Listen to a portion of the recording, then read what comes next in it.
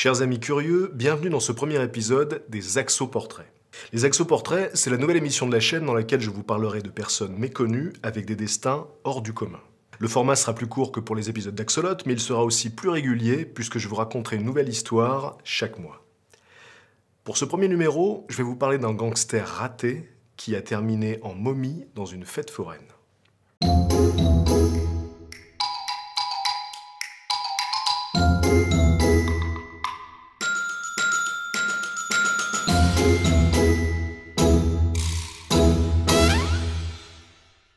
Elmer McCurdy est né en 1880 dans la petite ville de Washington, dans le Maine.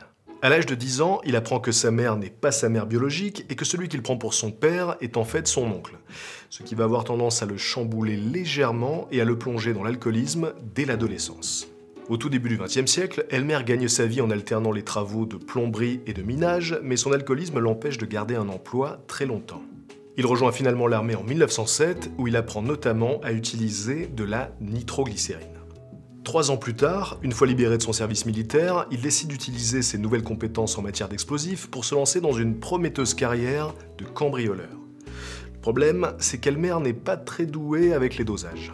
En 1911, accompagné par 3 complices, il décide de dévaliser un train après avoir entendu que celui-ci transporte un magot de 4000 $ dans un coffre. La bande parvient à stopper le train, mais Elmer pousse un peu trop sur la nitroglycérine et le coffre explose avec la majeure partie de l'argent. Quelques mois plus tard, McCurdy attaque une banque dans le Kansas. Il utilise encore de la nitro pour essayer d'ouvrir le coffre, mais cette fois-ci, la charge n'explose carrément pas. Dépité, il se réfugie au ranch d'un ami dans l'Oklahoma et il noie sa déception dans la boisson. Son ultime tentative de hold-up a lieu 1 mois plus tard, en octobre 1911. Avec de nouveaux complices, il décide d'attaquer un autre train qui contient cette fois-ci 400 000 $. Et on imagine que depuis l'échec précédent, il a révisé ses leçons en matière d'explosifs. Le problème cette fois, c'est que McCurdy et ses acolytes se trompent carrément de train. Ils ne partent pas tout à fait les mains vides, puisqu'ils emportent avec eux un butin de 46 $, 2 bonbonnes de whisky et la montre du conducteur du train. Un bilan si pathétique que même la presse locale s'en moque. McCurdy retourne au ranch de son ami et il se console en buvant les bonbonnes de whisky. Ce qu'il ne sait pas, c'est qu'il est activement recherché et qu'il y a une récompense de 2000 $ pour sa capture, soit plus que tout ce qu'il a pu voler dans sa carrière. Le matin du 7 octobre, 3 shérifs qui ont retrouvé sa trace encerclent la grange dans laquelle il est caché. Une fusillade éclate et Elmer tire sur les officiers pendant plus d'1 heure sans en toucher aucun. Il est finalement tué d'une balle dans la poitrine. En attendant qu'un proche se manifeste, son corps est déposé au salon funéraire d'un certain Joseph Johnson qui l'embaume et le stocke à l'arrière-boutique. Mais comme personne ne vient réclamer le cadavre et qu'il faut bien payer les frais de garde, Johnson décide d'en faire une attraction. Pour la modique somme de 5 cents, les curieux peuvent voir la dépouille du pauvre Elmer que Johnson a placé debout dans un cercueil et qu'il a rebaptisé le bandit embaumé. Ce macabre spectacle est un tel succès que plusieurs cirques ambulants essaient de racheter la momie, mais Johnson refuse toutes les offres. En 1916, 2 hommes se rendent au salon funéraire et se présentent comme 2 frères de McCurdy perdus de longue date. Ils souhaitent rapporter le corps à San Francisco pour lui faire des funérailles en bonne et due forme. Johnson leur rend le macabé, mais ce dernier prendra une toute autre destination.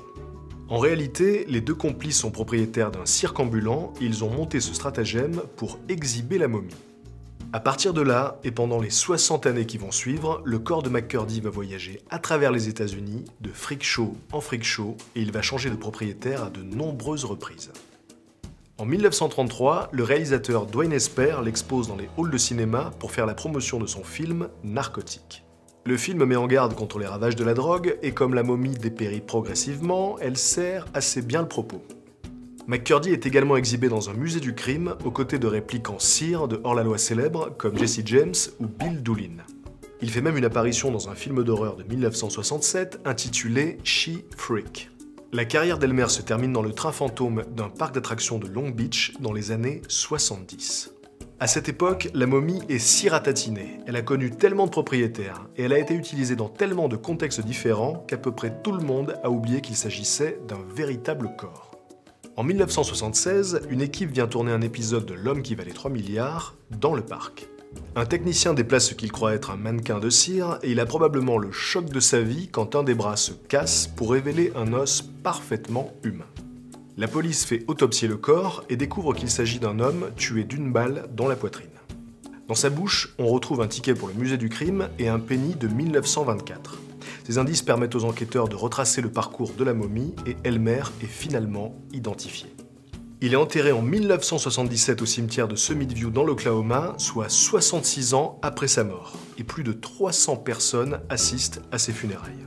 Pour être sûr qu'il puisse reposer en paix et que son corps ne soit pas volé une fois de plus, on verse 2 tonnes de ciment sur son cercueil. Ainsi s'achève le parcours d'Elmer McCurdy, un homme qui connut plus de succès dans sa carrière de cadavre que de bandit. Voilà, c'était le premier épisode des Axoportraits, j'espère que ce nouveau format vous plaît, et si c'est le cas, n'hésitez pas à en parler autour de vous. On se retrouve le mois prochain pour une nouvelle histoire.